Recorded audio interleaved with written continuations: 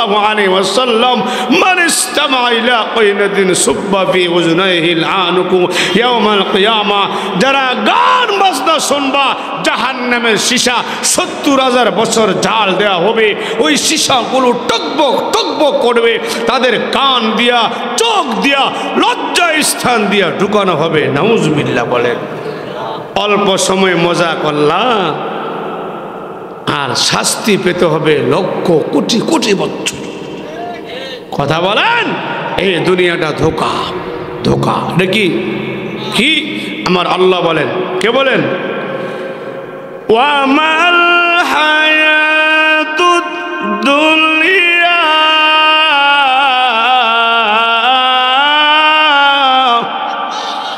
ইল্লা মাতাউল গুরুর। আল্লাহ বলে এই সব দুনিয়া ধোঁকা, দুনিয়া রাজত্ব ধোঁকা, এই ক্ষমতা ধোঁকা, বড় বড় প্রাসাদগুলো ধোঁকা। আপনি হারাম কামাই করিয়া একটা দোতলা বাড়ি বানিয়েছেন, সুদের কামাই করিয়া, ঘুষের কামাই করিয়া, ধান্দাবাজি করিয়া একটা বিশাল বড় বাড়ি বানিয়েছেন। আগামী ২০০ বছর পরে এই বাড়ির মালিক আপনি থাকবেন না, আপনার ছেলে থাকবে না, আপনার নাতিরা থাকবে না। এই বাড়ির মালিক এমন কিছু মানুষ হবে যারা আপনাকে ৮০ বছরে একবার স্মরণও করবে না। ধোঁকা কি কি? ধোঁকা, ধোঁকা। ও দুস্থ বুজুর্গ, এই সব ধোঁকা, ক্ষমতা ধোঁকা, দুনিয়ার চাকচিক্য ধোঁকা, এই বাণিজ্য মেলা ধোঁকা, নাটক সিনেমা ধোঁকা, সব ধোঁকা। ধোঁকায় যদি না হতো ১৬ বছর ১৭ বছর ক্ষমতা থাকার পরে ১ ঘন্টা আগেও জানতো না দেখছেন আমাকে চলে যেতে হবে, এর মানে আল্লাহ এটা বুঝাইতে চায় ক্ষমতাটাও ধোঁকা, সব ধোঁকা। রঙ্গলীলায় আমরা ঘুরতেছি, সাইজ করে ফেলবে কবরে গেলে, ১ টাকাও ছাড়বে না।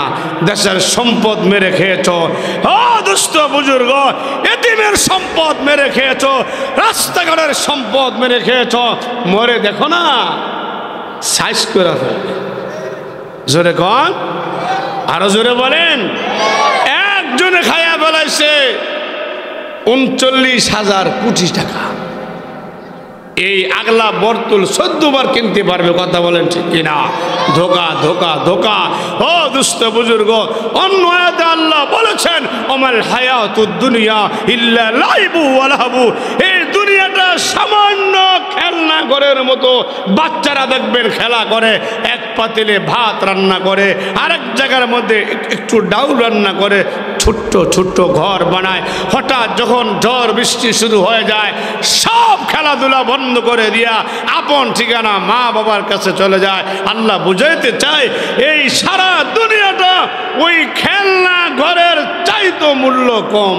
সামান্য সময় থাকবা, সামান্য সময়। ১০০ বছর আগে যারা ছিল এখানে কেউ আছে? বলেন কেউ আছেন? আগামী ১০০ বছর পরে কেউ থাকবো না। প্যান্ডেল থাকবে, মাঠ থাকবে, স্টেজ থাকবে, থাকবে না বক্তা, থাকবে না শ্রোতা। ও দুস্থ বুজুর্গ, বলতেছিলাম নামাজ ছাড়া বিকল্প কোনো পথ নাই, নামাজ ছাড়া জান্নাত নাই। আমি মাওলানা জাহাঙ্গীর আলম জিয়াদির সারা জীবনের ওয়াজ যদি এক পাল্লায় করি, আরেক পাল্লায় একটা সেজদা উঠাই, সারা জীবনের ওয়াজের চাইতে একটা সেজদার পাল্লা ভারী হয়ে যাবে। আরো জোরে কন। ওই যুবক ভাইরা, তোদের হাতে ধরি, তোদের পায়ে পড়ি, আজ থেকে তোরা তওবা কর। গান সিনেমা দেখবি না, নাটক সিনেমা দেখবি না। ও নির্লজ্জ বেহাইয়া মা বোনেরা, যারা নাটক সিনেমায় অভ্যস্ত, গান বাজনা অভ্যস্ত, খোদার কসম করে বলি, তুমি যদি নাটক সিনেমা দেখো, মরার সময় তুমি বেঈমান হয়ে মারা যাবা। কবরে গেলে তোমাকে ছাড় দেওয়া হবে না। কথা বলেন না ঠিক কিনা? ও দুস্থ বুজুর্গ, তোমরা এই যুবকেরা তাকিয়ে দেখো, ওই ফিলিস্তিনের মাজলুম মুসলমানেরা তোমাদেরকে ডাকতেছে। মারহাবা বলেন। ওই ইসরায়েলের এই সারা জগৎ বিখ্যাত জালেম শাহী ওই ইসরায়েলের নেতানিয়াহু ফিলিস্তিনকে তছনছ করে দিয়েছে। ও দুস্থ বুজুর্গ, আরাকান শেষ করে দিয়েছে। ইরাকে ১০ লক্ষ শিশু হত্যা করা হয়েছে। হে যুবক লোকেরা তোমরা তৈরি হয়ে যাও, ইমাম মাহদি চলে আসবে। মারহাবা বলো, ইমাম মাহদি চলে আসবে, ইমাম মাহদি চলে আসবে। নবীজি বলেছেন যখন তোমরা দেখবা সিরিয়া বিজয় লাভ করেছে তখন মনে করবা ইমাম মাহদি আসার সময় হয়ে গেছে। এই সারা বিশ্ব থেকে সমস্ত জালেমদেরকে উৎখাত করা হবে। ইয়ামান থেকে 12,000 সৈন্য ইমাম মাহদির সাথে আপনার ইসরায়েলে যাবে। প্রত্যেকটা ইহুদিকে কচু করা করবে। ইহুদির বাচ্চারা গাছের নিচে গিয়ে লুকাবে, আল্লাহ গাছের জবান খুলে দিবে। গাছ বলবে হাদা ইয়াহুদ, এখানে ইহুদি আছে, হত্যা করো। পাথরের নিচে লুকাবে, আল্লাহ তাআলা পাথরের জবান খুলে যাবে। পাথর বলবে হাদা ইয়াহুদ, এখানে ইহুদি আছে, ও মুজাহিদরা একে হত্যা করো। মারহাবা বলেন। একটা ইহুদিকে ছাড় দেওয়া হবে না। আল্লাহু আকবার। আমার আরেক জালেম শাহী, আমার পার্শ্ববর্তী রাষ্ট্র এই ভারতের খুনি মোদী সরকার, কথা বলেন ঠিক কিনা? এই ভারতের খুনি মোদী সরকার 52,000 মুসলমানের বাড়িঘর জ্বালিয়ে দিয়েছে। আমাদের প্রাণ প্রিয় মসজিদ বাবরি মসজিদ ভেঙে দিয়ে সেখানে রাম মন্দির স্থাপন করেছে। মুসলমানের কলেজায় আগুন লাগাইছে, কথা বলেন ঠিক কিনা? ও দুস্থ বুজুর্গ, তাম পৃথিবী থেকে সমস্ত স্বৈরাচার বিদায় হবে। কিছুদিন আগে সিরিয়ায় বিদায় হয়েছে। ও দুস্থ বুজুর্গ, আমেরিকার হোয়াইট হাউসে ইসলামের ঝান্ডা পথ করে উঠবে। সারা পৃথিবী থেকে রাজতন্ত্র বিদায় নেবে, সমাজতন্ত্র বিদায় নিয়েছে। এই বর্তমানে গণতন্ত্র বিদায় নেবে। গণতন্ত্র ধ্বংস হবে। ইমাম মাহদির নেতৃত্বে তাম পৃথিবীতে খেলাফতের রাজত্ব কায়েম হবে। মুসলমান, আমেরিকার হোয়াইট হাউসে ইসলামের ঝান্ডা পথ করে উঠবে। দিল্লির আকাশে ইসলামের ঝান্ডা পথ করে উঠবে। ইসরায়েলের আকাশে ইসলামের ঝান্ডা উঠবে। ও আগলা বর্তুলের যুব সমাজ, আমি তোমাদেরকে বলতে চাই, সারা পৃথিবী থেকে ডাক আসবে, খেলাফত কায়েমের ডাক আসবে। কে কে রাজি আসো ওই ডাকে সাড়া দেওয়ার জন্য? আজ থেকে প্রস্তুতি গ্রহণ করবা। কে কে রাজি আসো হাত তুলে দেখাও। আল্লাহু আকবার। আল্লাহ আমাদের ইমানি শক্তি বাড়িয়ে দেখ। জোরে বলেন, আরো জোরে বলেন।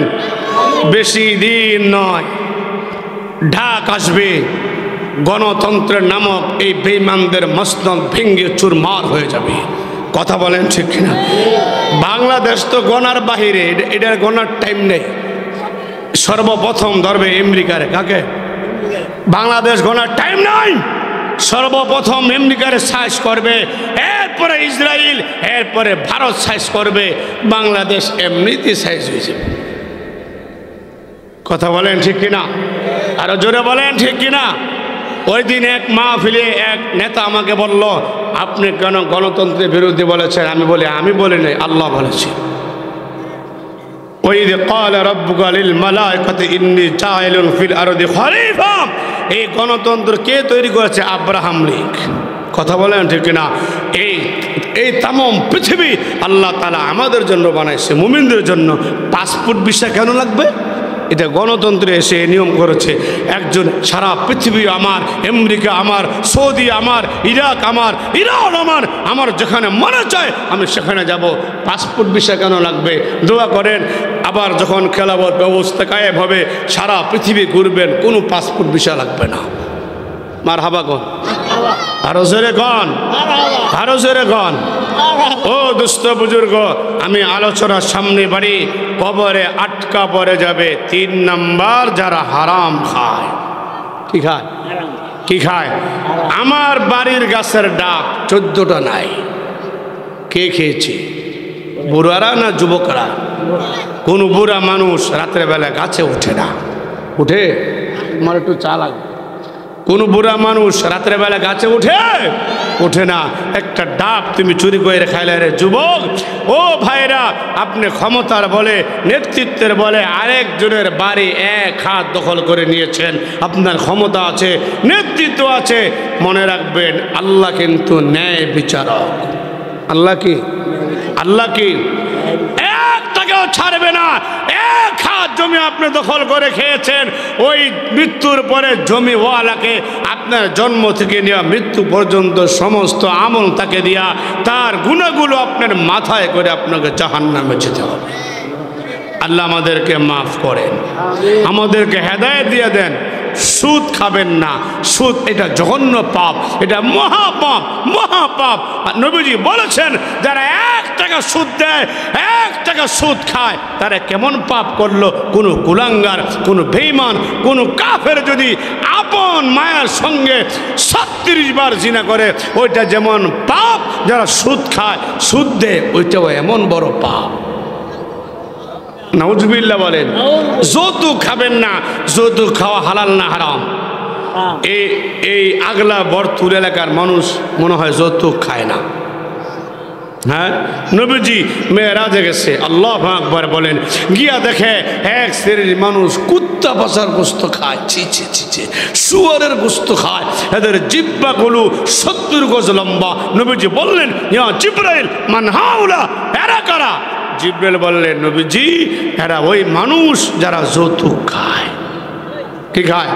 এ যুবক, এ যুব সমাজ, এ যুব সমাজ, আমি তোমাদেরকে বলি, যারা ভবিষ্যতে বিয়ে করবা যৌতুক নিবা না। কে কে রাজি আছো? হাত তুলে দেখাও। যারা হাত তোলে না এরা যৌতুক নিব। আল্লাহ কবুল করুক। আর যারা যৌতুক লয়ে বিয়ে করছেন, এরা ওয়াদা করেন কালকে সকালবেলায় এই যৌতুকের মাল সব শ্বশুর বাড়ি পাঠায় দিবে। রাজি আছেন? রাজি আছেন? কে কে রাজি আছেন? হাত তুলে দিই।